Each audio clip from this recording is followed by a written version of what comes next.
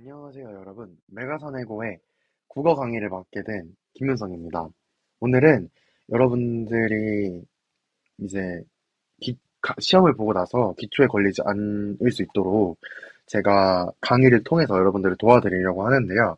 어, 윤채쌤에게 받으신 프린트물과 함께 보면 더 좋을 것 같아요. 제가 그 자료를 그대로 가져왔기 때문에 함께 보면서 하면은 더욱더 이해가 잘 될 것 같습니다. 그러면 첫 번째 먼저 보도록 하겠습니다. 첫 번째는 우선 직역법입니다. 직유법인데요. 이제 우리가 이 법에 대해서 들어가기에 앞서서 제가 프린트에 넣지 않은 게 하나 있는데 그 친구에 대해서 살짝 소개를 먼저 해드리고 시작해 보도록 하겠습니다. 우리가 보게 될 비유법에는 우리가 지금 볼 친구들은 비유법이라고 하는 친구거든요. 어, 이거 풀어드릴게요.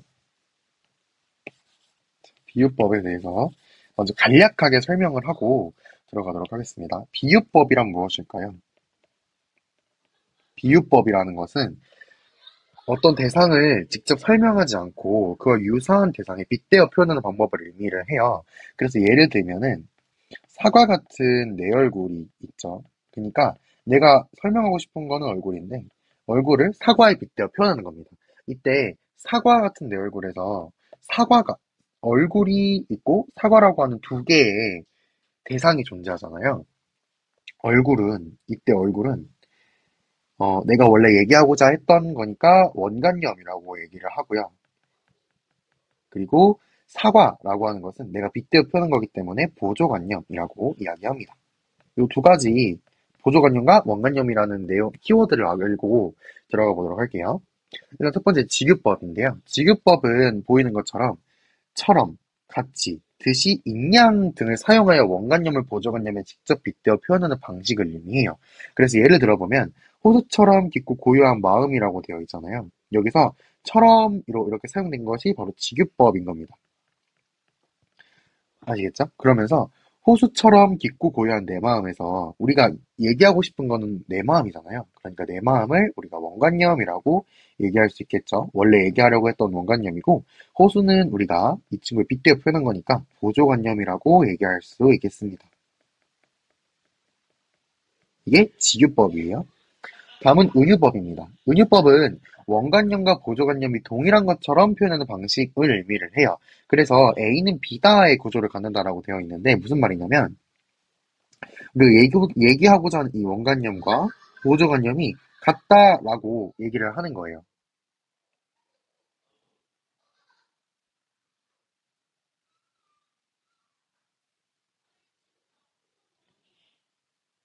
아시겠죠? 그래서 원관념과 보조관념이 같다라고 표현을 하고 보는 거거든요. 그래서 내 마음은 호수요처럼 내 마음이 호수요라고 이렇게 이퀄로 나올 수 있게 원관념과 보조관념이 같다라고 푸는 것이 은유법입니다. 두 개의 단어는 정말 비슷하지만 안 비슷한데 헷갈릴 수 있으니까 외워둡시다. 다음에 화류법과 의인법인데요. 화류법은 무생물을 생물, 특히 동물인 것처럼 표현하는 방법을 의미합니다. 그래서 예를 들어보게 되면 으르렁거리는 파도가 있죠. 그래서 파도는 생명이 없는데 으르렁거리는 이라고 하는 것은 생명이 있는 것이 할 수 있는 거잖아요. 그래서 파도가 생명이 있는 으르렁거린다 라고 표현을 해서 우리가 화류법이라고 얘기를 해준 겁니다. 생명이 없는 것을 생명이 있는 것처럼 표현을 했으니까요. 다음으로 헷갈리는 친구가 이제 의인법인데요. 사람이 아닌 대상을 사람처럼 표현하는 거예요. 그러니까 돌담에 속삭이는 햇살이 이해가 되겠죠. 이때 햇살은 살아있지 않은 거잖아요. 사람이 아닌 거예요. 그런데 속삭이는 것은 사람만이 할 수 있거든요. 그래서 의인법이 쓰였다라고 볼 수가 있겠습니다. 이때 화류와 의인이 헷갈릴 수 있어요. 화류는 그러니까 살아있는 것의 행동은 맞지만 그것이 동물인 것만 화류예요. 그 다음에 살아있는 행동 중에서도 사람처럼 행동을 하는 것이 바로 의인법이거든요. 그래서 확인 문제를 보게 되면 포효하는 폭포에서 포효하는 것은 동물도 할 수 있어요. 동물이 할 수 있어, 포효는. 포효는 동물이 할 수 있기 때문에 화류고, 웃음을 짓는 다람쥐에서 웃음을 짓는 은 의인이에요. 사람만이 할 수 있기 때문에 의인인데, 이때 어떻게 사람만이 하는 것과 사람이 안 하는 것을 구분할 수 있는지, 이건 상당히 좀 애매모호하다라고 생각할 수 있는데, 누구에 놓고 비교하는 게 좋냐면, 이거를 바퀴벌레라고 생각하면 좋아요. 그러니까 감정이 없는 친구들이 동물이라고 생각을 하고 문제를 푸셔야 돼요. 포효하는 것은 감정이 들어가지 않죠. 그리고 포효하는 것은 어떤 동물이든 할 수가 있어요. 그러니까 포효를 한다라고 생각을 했을 때 동물을 떠올리면 아 포효하는 동물이 있네? 그러면 활용법이 되겠구나라고 떠올리시면 되는데 이 웃음 짓는 다람쥐에서 웃음이라는 건 기쁨이라는 감정이 들어가잖아요. 그래서 웃음 짓는 의인이 되는 거예요. 아시겠죠? 그래서 바퀴벌레를 생각해보면 바퀴벌레가 웃음을 지을 수 있나요? 없잖아요. 입이 없어서 못 짓는 게 아니라 바퀴벌레는 웃음을 지을 수 없구나 라고 그냥 이해를 하시면 이제 빨리빨리 해석을 하실 수가 있습니다. 그래서 사람처럼 행동하면 그러니까 사람이 아닌 것을 사람처럼 표현하면 의인인 거고 살아있지 않은 걸 살아있는 것처럼 표현하면 화류인 겁니다. 아시겠죠? 다음은 도치법입니다. 위에 있는 것은 안 보셔도 괜찮아요. 도치법은 문장의 어순을 바꾸어 놓는 방법을 의미를 해요. 그러니까 원래 이 문장을 보게 되면 이 꽃을 보라라고 해석을 할 수가 있잖아요. 그런데 이곳에 도치를 시켜서 보라, 이 꽃을 이렇게 하는 거예요. 앞뒤 문장을 바꿔 놓는 거죠. 그래서 앞뒤에도 보게 되면 가자, 나를 부르는 고향으로 오라 되어 있잖아요. 원래 나를 부르는 고향으로 가자인데 가자를 앞으로 쓱 뺐습니다. 요런 거는 찾기가 정말 쉽겠죠? 두 번째 서리법입니다. 서리법은 누구나 알고 있거나 쉽게 예측하는 결과를 물음으로써 독자가 스스로 생각해 보거나 판단하게 하여 의미를 강조하는 것을 의미를 하는데요. 이때 예를 들게 되면 가난하다고 해서 외로움을 모르겠는가? 라는 같은 문장이 있어요. 우리 서리법은 의문형을 가져가요. 물음, 뭐예요? 물음표처럼 물어봅니다. 마치 물음표처럼 물어봐요. 가난하다고 해서 외로움을 모르겠어? 라고 하면서 물어봅니다. 하지만 의문형이에요. 물어보는 형은 맞지만 진짜로 몰라서 묻는 것이 아니라 답이 이미 정해져 있어요. 그래서 답을 할 필요가 없어요. 그래서 가난하다고 외로움을 모르겠는가? 네, 실제로 가난하다고 해서 외로움을 모르겠어? 알지 라고 말하고 있는 거예요. 그래서 가난하다고 해서 외로움을 모르겠는가? 라고 같이 실제로 내가 너희들이 답을 해주길 바래서 묻는 게 아니라 그 안에 답이 있는데 그 답을 강조하기 위해서 물음의 형태로 취하는 친구들이 서리법이라고 볼 수가 있어요. 그래서 이 친구들은 찾기가 굉장히 쉽겠죠. 대부분 물은 형태이면 서리법이라고 보시면 돼요. 찾기가 쉽습니다. 다음은 반어법입니다. 반어법은 속마음과 반대로 표현하는 방법을 의미를 해요. 그러니까 반어법을 보게 되면 예를 들게요. 학교에서 사고 친 아들에게 어머니가 뭐라고요? 너 오늘 또 칭찬받을 일을 했더구나? 이렇게 얘기하는 거예요. 이건 좀 어려우니까, 예를 들어서 오늘 시험을 망쳤어요. 그런데 어머니가 나에게 뭐라고 얘기해요? 너 시험 정말 잘했어? 잘했다? 라고 얘기를 해요. 이건 실제로 잘했다라는 게 아니라, 마음속에는 너 정말 못했어 라는 마음을 갖고 있는데, 겉으로 표현하는 방법은 잘했어 라고 얘기하는 거잖아요. 그러니까 속마음과 반대로 표현하는 방법이 반어법이구나 라고 알면 되겠습니다. 다음은 역설법입니다. 표면적으로 이치에 맞지 않고 모순되는 표현처럼 보이지만 그 속에 진실 또는 깊은 뜻이 있다는 거예요. 그래서 겉으로 보기에는 안 맞는 것 같은데 속은 맞아요. 그러니까 속은 깊은 뜻이 담겨 있어요. 이거죠. 얻는다는 것은 곧 잃는 것이다. 실제로 말이 됩니까? 말이 안 되잖아요. 얻고 잃는 것. 이 두 개는 함께 있을 수 없어요. 이렇게 말이 안 되는 거를 우리는 모순이라고 얘기를 하고요. 얻는다는 것은 곧 잃는다는 것이다 라고 표현을 하니까 그 안에는 숨어있는 진실, 그 뜻이 담겨 있는다는 거죠. 내가 실제로 얻는다는 것은 곧 잃는다는 것이다. 뭔가 이 얻으면 안 되는 것을 얻었기 때문에 곧 잃을 것이다. 뭐 이런 것도 있을 때 수가 있겠고, 뭐 쉽게 얻은 돈은 빨리 없어진다. 뭐 이런 말로도 쓸 수가 있겠죠. 그래서 역설법은 겉으로는 맞지가 않아요. 모순이 발생해요. 하지만 그 속에는 진실된 뜻이 있다라고 분석했습니다. 다음은 대꾸법인데요. 같거나 비슷한 문장 구조를 짝지어 나란히 표현하는 방법을 의미를 해요. 이거를 연접이라고 얘기를 하는데요. 두 개가 함께 붙어있는 구조를 취해야 되고요.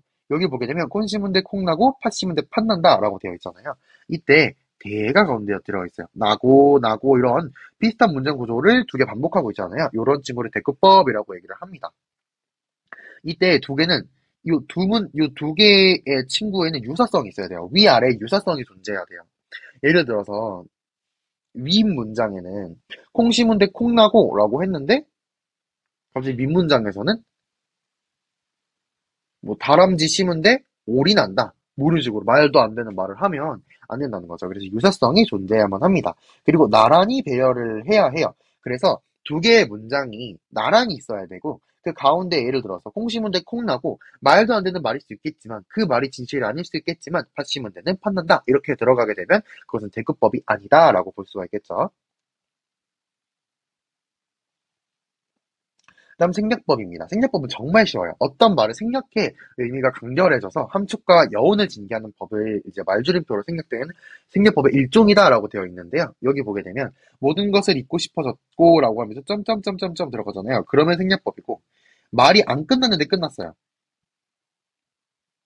그러면 또 생략법이에요. 아버지 나 돈 주세요. 이렇게 들어가잖아요. 상당히 요런 문장은 찾기가 쉽겠죠. 다음으로는 요것도 강조법인데 요거는 볼 필요가 없고요. 요 문장은 굳이 안 봐도 되고 과장법입니다. 실제보다 훨씬 크거나 작게, 많거나 적게, 멀거나 가깝게, 깊거나 얇게 과장해서 표현하는 방법을 의미를 해요. 그래서 360날 한양 섭섭해 우옵니다. 365일 매년 매일 온대요. 말이 되나요? 말이 안 되잖아요. 과장을 해서 얘기를 한다라는 것을 의미를 하겠죠. 다음에는 눈물의 홍수라고 얘기를 하고 있어요. 자신의 눈물이 홍수래요. 눈물이 홍수일 수 있어요? 없잖아요. 그러니까 이 친구도 틀린 거고요. 그리고 좀 작게 말해도 과장이에요. 예를 들어서 내 심장이 콩알만해졌어. 내 심장이 콩알만해질 수 있나요? 없잖아요. 그러니까 이때도 과장이 되겠고요. 다음 방법법입니다. 방법법은 같거나 비슷한 표현을 되풀이하는 방법을 의미를 해요. 그래서 의미를 강조하고 운율을 만듭니다. 운율이라는 것은 음악처럼 느껴지는 것을 의미를 하죠. 그래서 반복법을 보게 되면 진실로 진실로 내가 그대를 사랑하는 까닭은에서 진실로가 두 번 쓰였잖아요. 요런 게 반복법이에요. 반복도 찾기가 쉽겠죠. 다음에 살짝 건너뛰었다가 요거 영탄법입니다. 기쁨, 슬픔, 놀람, 무섬 등의 화자의 정서를 감탄의 형태로 표현하는 방법을 의미를 합니다. 그래서 터트림이라고 되어 있잖아요. 뭔가 이 감정을 확 터트리는 거예요. 그래서 느낌표, 감탄사, 아, 오호, 감탄형 어미, 아, 어라, 구나, 도다, 로다. 그다음에 감탄이나 호소리 나타내는 조사, 이 시어를 주로 쓰게 됩니다. 그래서 예를 보게 되면, 아, 아름다운 하늘이여 같은 것이 있습니다. 그래서 여기서 이때 아는 감탄사죠. 그리고 느낌표는 느낌표고요. 이어는 조사고 느낌표도 느낌표가 더 쓰였기 때문에 영탄법이 사용되었구나 이렇게 알 수 있습니다. 영탄법은 찾기가 굉장히 쉬워요. 마치 맨날 맡겨갔죠. 아 오라 구나 도다 로다 예쁘구나 예쁘도다 예쁘어라 뭐 이런 식으로 예뻐라 뭐 이런 식으로 할 수가 있겠습니다. 그 다음에 이제 여기 뭐 하나 있네요. 서리적 영탄이라는 것이 있습니다. 서리적 영탄이라는 건 서리법과 감정이 함께 들어가는 거예요. 그래서 놀라운 감탄이라고 볼 수 있겠죠. 감탄 예찬이 이런 거예요. 그래서 사랑은 그 얼마나 아름다운가. 세상은 그 얼마나 아름다운가 해서 아름다운가라고 해서 이렇게 의문형으로 들어가는데 감정이 들어갔죠. 세상 그 얼마나 아름다워? 이렇게 하면 서리적 영탄이 되겠습니다. 다음에 점층법이 되겠네요. 점층법은 억구의 의미를 점점 강하게, 크게, 높게 말하는 것을 의미합니다. 그래서 내 이곳에서 시작하여 내 마을, 내 고장, 내 나라, 세계로 뻗어나가야 한다. 이렇게 볼 수가 있겠네요. 점점 커지면 돼요. 한 번이라도 커지면 점층으로 볼 수 있습니다. 다음은 점강. 미안해요. 점강. 뜻이 점차, 여리게, 작게, 얕게, 낮게 표현하는 방법이에요. 그래서 축소죠. 10,000원이 안 되면 1,000원이라도, 1,000원이 안 되면 100원이라도, 그것도 안 되면 10원이라고 얘기를 하면서 점점 줄어들고 있음을 알 수 있습니다. 두 개의 키워드가 점층과 점강인데, 점층과 점강의 이름이 헷갈릴 수가 있어요. 왜냐면 강이 강해진다라고 해석을 할 수 있기 때문인데요. 그래서 하강으로 외우시는 것이 훨씬 좋습니다. 그래서 점층이 커지는 거고, 점강은 작아지는 것입니다. 다음 연세법인데요. 앞 구절의 말을 다음 구절의 첫 부분에서 반복하여 내용을 연결해 나가는 방법을 의미를 합니다. 그래서 내 가슴 속에 아련하게 남아있는 고향은 가을의 동화를 들려준다. 이렇게 두 개가 바로바로 연결되어 나오면 연세법이 되겠습니다. 그래서 이거보다 더 쉬운 이제 얘가 원숭이 엉덩이는 빨개, 빨가면 사과 이런 거 있잖아요. 앞에 나왔던 말을 바로 뒤에 이렇게 가져오면서 쓰기 때문에 연세로 볼 수가 있는 겁니다. 그다음에 대조법인데요. 서로 반대되는 대상이나 내용을 맞세워 주제를 강조하거나 선명한 인상을 주는 표현 방법을 의미합니다. 그래서 인생은 짧고 예술은 길다. 이렇게 두 개가 반대 속성이 이렇게 나란히 있습니다. 그런데 대조법과 역설법을 어려워하는 분들이 계시더라고요. 두 개는 좀 다른데 얘는 말이 됩니다. 인생은 짧고 예술은 길다. 말은 아예 되죠. 하지만 역설법은 애초에 말이 안 됩니다. 다음에 상징인데요. 상징은 뭐 엄청 어렵지 않아요. 표현하고자 하는 대상을 숨기고 구체적인 다른 사물로 대신해 표현하는 방법으로 원관념은 시에 드러나지 않고 보조관념만 드러난다 하죠. 아까 전에 시와서는 좀 달라요. 시에서는 바로바로 등장, 그러니까 아니 비유법 이런 곳에서는 바로바로 원관념과 보조관념이 있잖아요. 그래서 바다 같은 내 마음 같이 있었는데 얘는 그렇지 않고 원관념은 숨어있고 보조관념만이 나옵니다. 그래서 요거 어려우니까 비둘기를 예로 들면, 우리 비둘기 딱 하면 누가 떠올라요? 아니, 뭐래니, 평화가 떠오르잖아, 평화. 그런 거입니다. 평화가 오면요, 비둘기가 보조관념이 되겠습니다. 마지막으로 이 친구 한번 볼게요. 감각적 이미지. 오감각 있잖아요. 시각, 촉각, 후각, 미각, 촉각 있고요. 이 다섯 가지는 그냥 평범한데 밑에 두 가지가 좀 어렵습니다. 공감각적 이미지라는 것은 감각의 전이, 감각이 여기서 이렇게 퍼져 나가는 겁니다. A에서 B로 퍼져 나가는 거예요. 그래서 감각의 대상을 인식하기 위한 감각을 다른 종류의 감각으로 전이하여 표현하는 거예요. 여기에서 저기로 이동을 한다 이렇게 볼 수가 있겠습니다. 그래서 노란 달이 향그럽다 해서 달이 향그럽대요. 달은 눈으로 보는 건데 향그럽다는 코로 맞는 거잖아요. 말이 안 된단 말이야. 이때 눈으로 보는 것은 시각이고 향그럽다는 후각인데 실제로 노란 달이 향그럽잖아. 노란 달이 향그러울 수가 있나? 그럼 이제 노란 달은 정상이죠. 하지만 코로 맞는 것은 비정상이니까 정상에서 비정상으로 쓰게 되기 때문에 시각의 후각화가 되겠습니다. 다음은 분수처럼 흩어지는 푸른 종소리인데요. 분수처럼이니까 얘는 지규죠. 그 다음에 흩어지는 푸른 종소리에서 푸른 종소리가 우리가 푸르는 시각이고 종소리는 청각이잖아요. 근데 우리가 지금 얘기하고자 하는 거는 종소리란 말이야. 그래서 푸른 종소리는 말이 안 돼. 그래서 청각이 정상이고 푸르는 비정상이에요. 내가 푸른 종소리를 아니, 눈으로 볼 수가 있나? 눈으로 볼 수가 없잖아. 그러니까 비정상에서 정상으로 가기 때문에 청각의 시각화 이렇게 볼 수 있겠습니다. 거꾸로 읽으셔야 돼요. 다음에 복합감각입니다. 요거는 말이 좀 어려워요. 공감각은 아는 분들이 많은데 복합감각은 모르는 분들이 많습니다. 두 가지 이상의 감각 그냥 나란히 늘어놓는 방법을 의미해요. 그냥 정상, 정상 이렇게 나가는 거예요. 약간 얘는 정상에서 비정상으로 갔다면 그냥 정상, 정상, 정상이 나오는 방법이에요. 그래서 집집마다 이거 뭐냐 이건 또 집집마다 누룩을 디디는 소리, 누룩을 떼는 내음새 이렇게 두 가지 감각 계속해서 나오는 겁니다. 이게 복합감각인데요. 요거는 또 이제 뭐라고 해석할 수 있냐면 저기에 있는 달이 노랗다. 저기에 있는 여기 내 앞에 있는 커피 냄새가 난다. 뭐 이런 식으로 여러 개를 쓸 수 있는 게 복합 감각이 되겠죠. 그래서 밑에 확인 문제까지 풀어봅시다. 어둠 속에서 들으니 벌레 소리들 화나다. 이때 어둠 속에서 들으니 벌레 소리들이 화나대요. 벌레 소리가 화나다. 말이 됩니까? 안 되죠. 그래서 정상은 벌레 소리고 비정상은 화나다라고 하는 이제 얘가 비정상이 되겠습니다. 그래서 벌레 소리는 청각으로 들을 수 있고 화나다는 시각으로 볼 수 있으니까 청각의 시각화라고 볼 수 있겠죠. 그 다음에 이 친구는 공감각적 이미지라고 볼 수 있겠네요. 다음에 검은 벌레 우는 소리.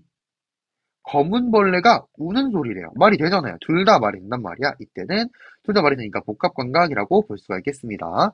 오늘 끝까지 들어주셔서 정말 감사하고요. 꼭 열심히 복습을 해서 기초에 안 걸렸으면 좋겠습니다. 모두 화이팅 합시다. 공부 열심히 해요.